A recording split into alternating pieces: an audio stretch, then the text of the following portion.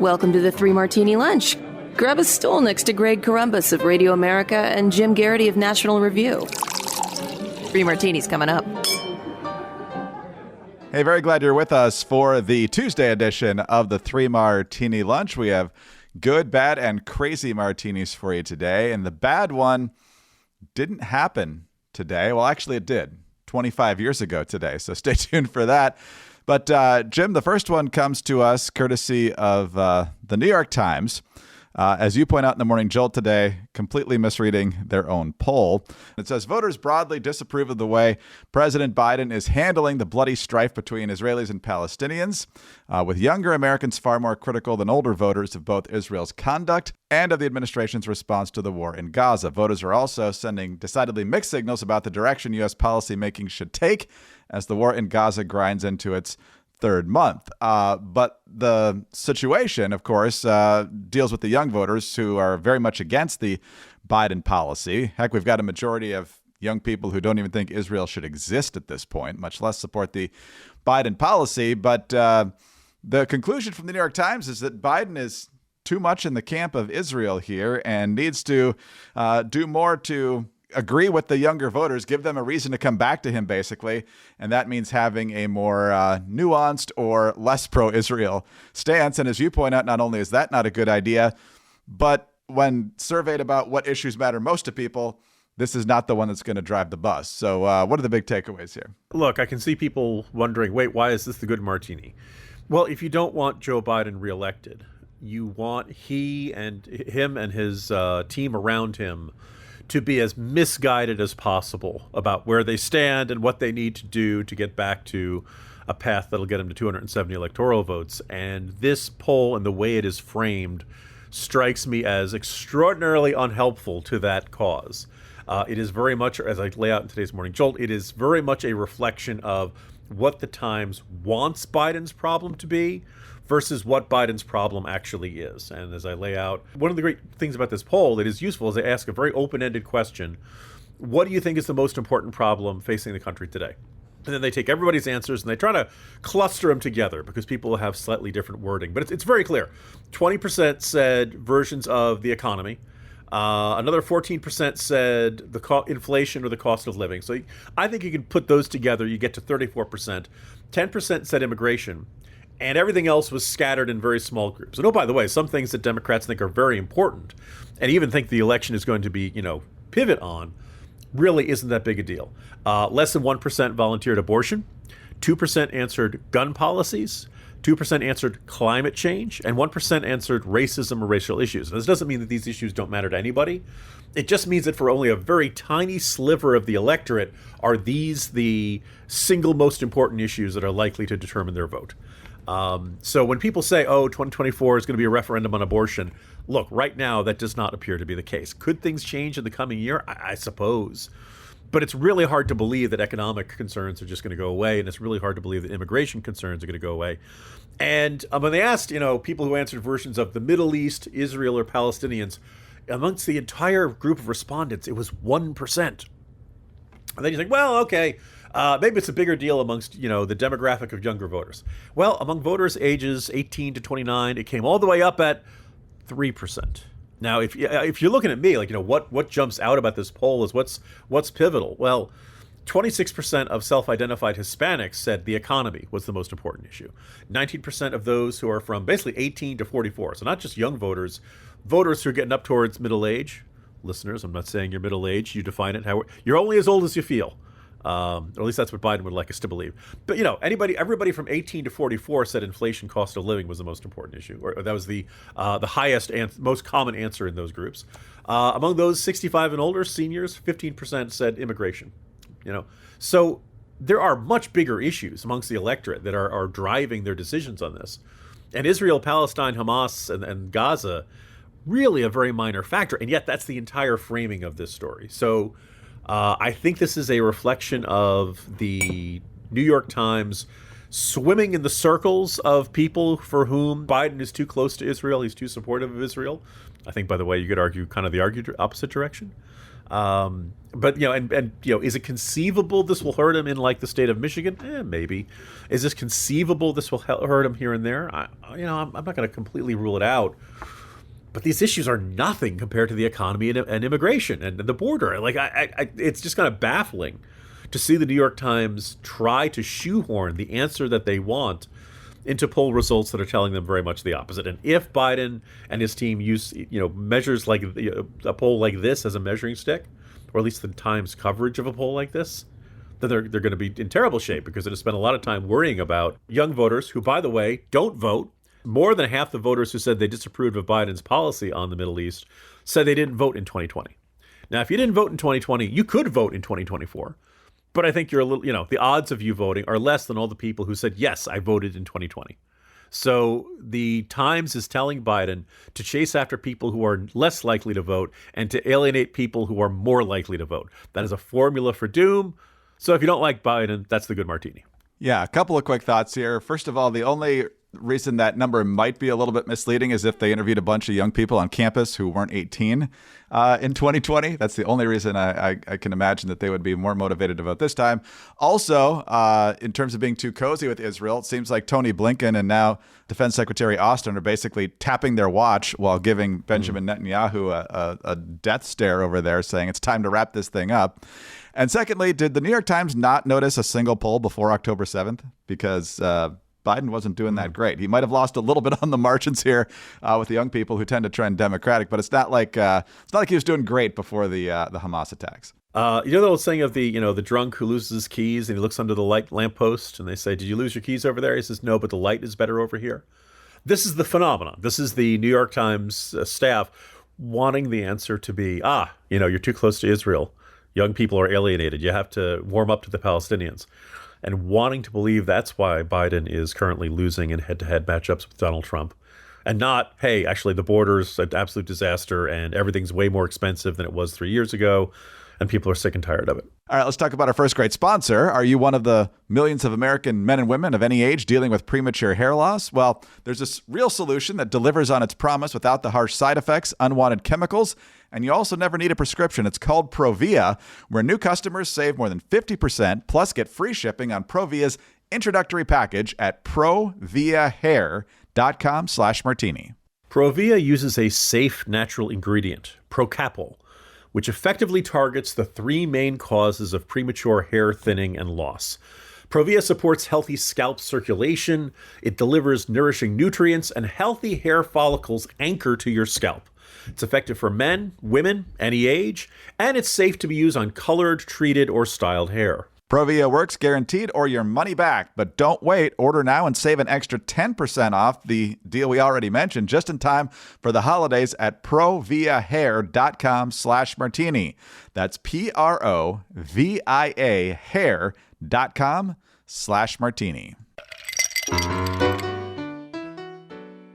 All right, Jim, probably need to put a parental disclaimer on this bad martini now, because we are going to be talking about Bill Clinton after all. We've alluded to this event and this anniversary a couple of times related to other martinis this month, but it was officially 25 years ago today that the House of Representatives impeached Bill Clinton on 2 of the 4 counts lodged against him by the House Judiciary Committee. One was perjury to the independent counsel, Kenneth Starr, and his team. And the other one was obstruction of justice. There was another perjury charge and an abuse of power that came out of the committee that did not get voted by the House. Obviously, Clinton acquitted on both by the Senate. 2/3 needed to convict. Republicans controlled the Senate 55-45 at that time. They couldn't even get a majority on either charge. One was even at 50-50. Now, of course, impeachment has become more commonplace, but that was the first time since Andrew Johnson that the Senate actually gavelled in for an impeachment trial. And so, Jim, especially in the last few years, it's gotten more and more attention of what actually is the lingering impact of Bill Clinton essentially getting away with the behavior. Al Gore paid a price. He potentially lost the presidency in 2000 because of that, which is probably a good thing for America.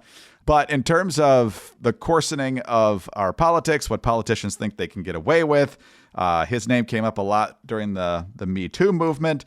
And ultimately, Bill Clinton, at least until recently, was considered a kind of a father figure in the Democratic Party. And he's still the reason his wife was the nominee to a large extent in 2016, giving her a platform back then to eventually become a senator and a secretary of state and so forth. So 25 years later, what did we do right? What did we do wrong?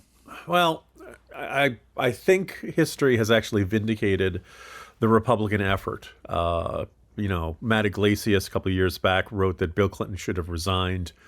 Very much with George Santos, very much with Ralph Northam.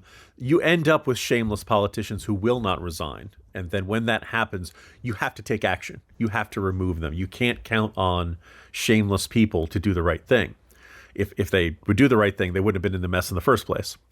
You can make the argument fairly that Bill Clinton, affair with Lewinsky was far from the first sex scandal in the White House. And I thought one of the more intriguing things is years later, right as Chris Matthews had written this big biography of John F. Kennedy and what a swell guy he was, there was further confirmation of a longstanding rumor that John F. Kennedy had had an affair with Mimi Alford, who was a White House press office, intern, who was 19 years old when the affair began.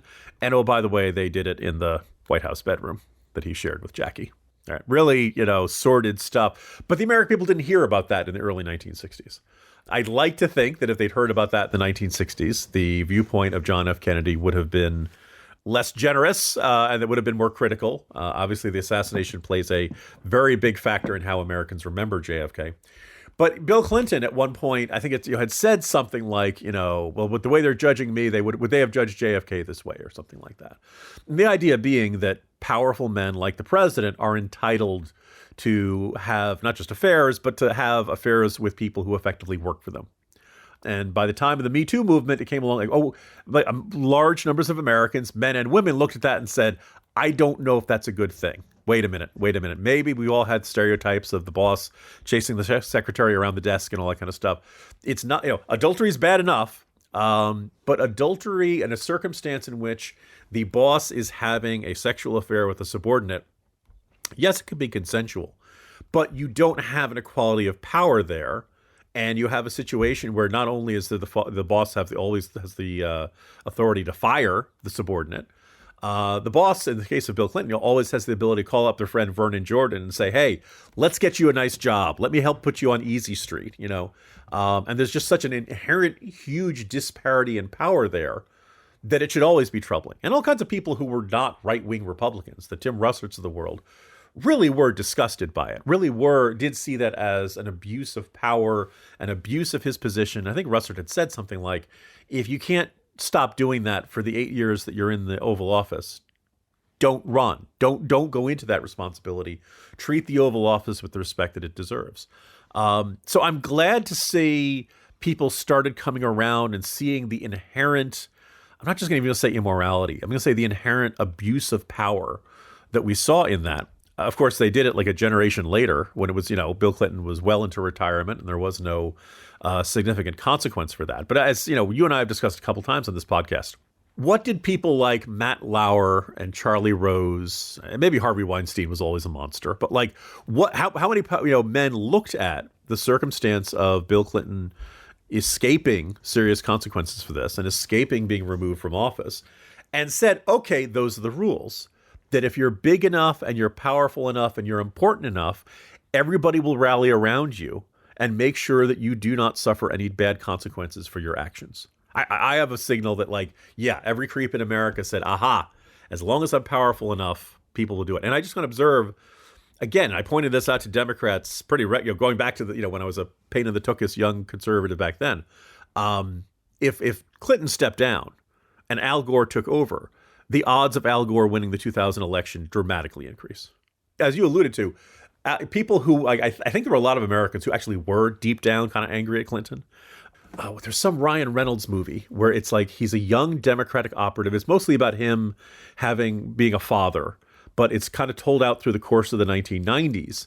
And his loss of faith in Bill Clinton is kind of this parallel to his frustrations with his relationships. He was a true believer in Clinton in 92. 98, they show him saying, I want you to listen to me. I did not have sexual relations with that woman. Miss Lewinsky. By the way, isn't it pretty obvious he could not remember her name? But anyway, or he wanted us to think that. Yeah. Yeah. And he throws Chinese food at the television screen in frustration because he knows Clinton is lying, and he knows that he banged her, and he knows that he's lying through his teeth, and he knows this is going to end all really badly. First of all, I thought it was very interesting to see that in a Hollywood movie. The idea that our good, likable protagonist is seeing what Bill Clinton's doing, and he knows that it's wrong. I thought that was good. And I think there were a lot of Americans who stuck by Bill Clinton because they love the state of the economy. They, wanted the good times to roll and all that stuff. But deep down in their guts or somewhere in their consciences, in the back of their minds, something was telling them, this isn't right. This is wrong. And we're going along with it out of partisan loyalty. And had they, changed horses and had they said, okay, Al Gore, you're in charge, Al Gore may well have won the 2000 election, and God knows how many things in American history would have changed out differently from that.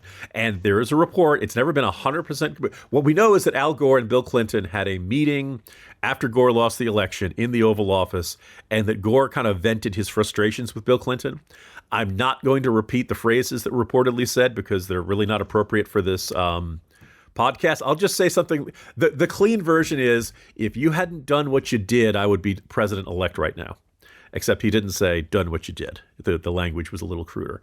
And apparently Clinton got PO'd and Gore got PO'd, and they had, a clearing of the air. But I think you notice the relationship between the two guys was never the same. And I think, this shows how really big consequences come out of not doing the right thing when you are entrusted with the power of the presidency. So I think a lot of bad things came out of it. I think we're on a slow corrective course. But if you feel like America is a cult of personality right now, whether it's Trump, whether it's Obama, I think the Lewinsky scandal was a good example in which people kind of took their own consciences, their own sense of right and wrong, and their own idea, and put them aside in the name of, we must defend our leader. The bad people are attacking him. Even if the bad people are right, we must defend them. And kind of this recognition that, I have the very unpopular opinion that presidents are temp workers. We hire them for a 4-year term, and if we think we're happy, we give them another 4 years. They are not demigods. They are not munificent sun gods. We really shouldn't put them up on this pedestal. And the steadfast defense of Bill Clinton and the fact that really the only Democrat who was really willing to call him out is famous 3 Martini Lunch podcast guest Joe Lieberman, is an indicator that everybody kind of put their consciences in a lockbox, as Al Gore would put it, and decided to let partisan loyalty overtake their judgment in ways that had far-reaching consequences. Yeah, Lieberman condemned him, but also saved him. As you'll recall, He spent a lot of time decrying the behavior, of course, on the Senate floor, which he should have, but then said it didn't rise to the level of impeachment. And then you got a whole stream of Democrats come to the floor saying, what he said. And so that's how they staved off Clinton actually being removed. Because after he admitted it, after the deposition to the Star team, there was a real question about whether he would politically survive. But you're right. They circled the wagons based on 2 things: the strength of the economy and the fact that he supported abortion. So all the feminists who should have been horrified that he exploited his relationship with his intern definitely went to bat for him on the abortion front. And let this be a lesson to Joe Biden. In the case of Clinton, no matter what you did, as long as the economy was good, it helped you out. As long as the economy's bad, not much else people are going to focus on, but we'll see what happens down the road. And one last point, Jim, while she is clearly not blameless at all in any of this, obviously knowingly having an affair with a married man, unconscionable, Monica Lewinsky since then, I think, has conducted herself probably better than a lot of us would have expected. She pretty much decided to go back to private life. Every once in a while, she'll put out a tweet, but for the most part, she's just tried to get back to a normal life and pretty much stuck with that. So probably deserves a little bit of credit for that. Yeah. And, as mad as anybody could be at her for her role in the affair, I think it's reasonable to expect better judgment of a man was he in his 40s or 50s then? He was right about 50 at that point. Yeah. Yeah. A 50-year-old man who's president of the United States and between a young woman in her early 20s. And it's not saying she's not, doesn't have agency, not saying she doesn't have responsibility for her choices, but in the end, most of us remember being young and maybe not having as good judgment as we should, maybe not having good judgment about relationships and sex and things like that. And so I think, I know she, went off and lived what seems to be a very happy and accomplished life separate from the limelight.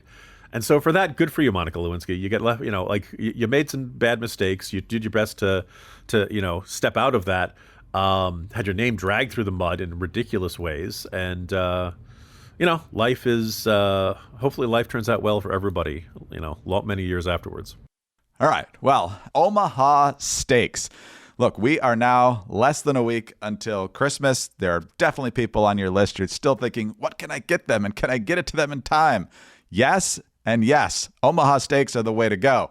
Let Omaha Steaks take the guesswork out of gifting. And in addition to phenomenal products like butcher's cut filet mignons, mouthwatering burgers, they've got a great deal going on now. Go to omahasteaks.com and take advantage of 50% off site-wide.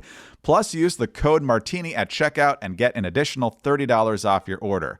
I get very excited every time I know that Omaha Steaks are going to be on the table, not only because the steaks are fantastic and Mrs. Columbus does a great job, but they also include sides if you want that in your box of Omaha Steaks, and it really does put together an entire fantastic meal. But hurry, the sale ends soon. Visit omahasteaks.com and save big with 50% off site-wide, plus use the promo code Martini at checkout to get that extra $30 off your order. That's omahasteaks.com, promo code Martini at checkout. Minimum order may be required. All right, Jim, on to our crazy martini now, and we are getting closer and closer to election time, and that means some of the surrogates are coming out on the stump for their preferred candidates. And just in case you don't know, Donald Trump doesn't like it when you support another Republican candidate. And so he has decided now to take aim at Texas Congressman Chip Roy, who has been in Iowa lately, stumping for his preferred candidate, who is Florida Governor Ron DeSantis. Trump did not like that, perhaps because of this comment from Chip Roy. It wasn't Governor DeSantis who was cutting a deal with Paul Ryan in 2018 for a crappy immigration bill that left us with the current laws that we have right now. That was President Trump. It wasn't Governor DeSantis who was saddling up to Anthony Fauci, leading to COVID tyranny, shutting the greatest economy in the history of the world down. It wasn't Governor DeSantis who racked up $6 to $8 trillion of additional debt by spending money we don't have and increasing interest rates and spending. It wasn't Governor DeSantis who was, unfortunately, advancing some of the policies by picking people like General Milley to be at the Department of Defense, where we now have woke policies that are undermining our Department of Defense and our Pentagon and driving recruiting down. So Trump belts out on Truth Social yesterday. Has any smart and energetic Republican in the great state of Texas decided to run in the primary against RINO Congressman Chip Roy? For the right person, he is very beatable. If interested, let me know. So a couple of things. Whatever you think of Chip Roy, he's definitely not a RINO. He's very strong on spending and border security, and he's very vocal about it. And the other thing that's got a lot of people scratching their heads here, Jim, is that the filing deadline in Texas was a week ago. So not really sure what Trump's doing here other than venting his spleen at what appears to be 11:02 p.m. last night. Greg, Chip Roy is to RINO as matter is to antimatter. And in fact, if you put them too close, you get an explosion. That's how... So we know what's going on here. That Trump basically believes RINO is a synonym for someone who's ever been critical of me in any way, shape, or form. And good, strong, true, patriotic Republican, blah, blah, is anybody who says anything nice about Donald Trump. And we see this in his assessment of foreign leaders. We see it in his assessment of media figures. We see, that's been apparent for years now. I find it more than tiresome. I don't know that, there's a chunk of the Republican Party, or Republican primary voters, I should say, who see things that way, that, they define Trump as conservative and opposition to Trump, or Trump as Republican. And if you criticize Trump, you are therefore no longer a Republican, or you're a Republican in name only. I find it all tiresome. I do wonder how, it sounds like the old saying, take Trump seriously, but don't take him literally. As you point out, it's absurd to call Chip Roy a RINO. I do kind of wonder, though, that we talked in that last martini about cults of personality and this idea that you put the leaders, the leaders' priorities come first and the institution comes, or the larger group comes second, or maybe a distant second or distant third. There's something kind of ridiculous about this. And one of the things, there are many things I'm frustrated with about Trump, but one is that by a bunch of measures, not all, but by a bunch of them, he's not really conservative. Certainly on spending, he did not do very much at all. And on deficits, entitlement reform, all these things that are increasing our deficit and debt, Trump was not particularly good on. I get very nervous whenever somebody says, we need to terminate the Constitution, or I want to be a dictator for a day. Even if he's joking, if you're running for president, you really shouldn't joke about that kind of stuff. Now, does he do good things? Sure. Judges, tax cuts, killing Soleimani, right to try, First Step Act is moving criminal justice reform, although apparently Trump doesn't think it was a particularly good idea. Abraham Accords, there's good stuff that he did. But ironically, those are the stuff that I would argue are traditionally conservative. And that what Trump went wrong and where things did not work out is where he did not follow traditional conservative direction. So again, I would like the idea that what conservative is not the same as what a particular leader. It's conceivable that tomorrow Chip Roy gets up and does act like a RINO. It's not going to happen. But I'm just saying theoretically, if Chip Roy wakes up tomorrow and says, I love abortion rights and we need to spend a whole lot more money and I'm not worried about deficit and debt and also, we need to, retreat from the world and cut defense spending. That you could then say, okay, yes, you are a RINO and you're not conservative. But the point is that the policies and the ideas are what determines what is conservative, not what the leader says on any given day. Jim, we will reconvene again on Wednesday. See you then. See you tomorrow, Greg. Jim Garrity, National Review. I'm Greg Corombos of Radio America. Thanks so much for being with us today. Do subscribe to the podcast. If you don't already, please tell your friends about us as well. We'd love to have them listening too. Thank you also for your 5-star ratings and your kind reviews. Please continue to do that. It really does help us out a lot. Get us on your home devices. All you have to say is play 3 Martini Lunch podcast. Follow us both on X. He's at Jim Garrity. I'm at Dateline_DC. Have a great Tuesday and join us again on Wednesday for the next 3 Martini Lunch.